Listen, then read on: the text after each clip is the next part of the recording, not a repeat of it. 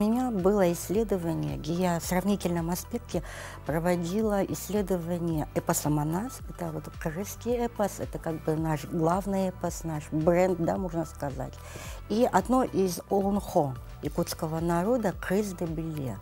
Я там нашла очень много схожих абсолютно особенностей, которые были запечатлены сказителями еще очень-очень давно.